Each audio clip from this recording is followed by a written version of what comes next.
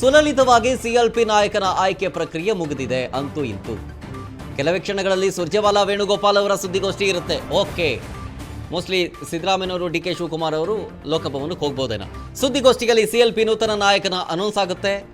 Siddaramaiah ಉತ್ತರಾಧಿಕಾರಿಯಾಗಿ D K Shivakumar ಅವರ ಆಯ್ಕೆಯ ಬಗ್ಗೆ ಅನೌನ್ಸ್ ಆಗುತ್ತೆ.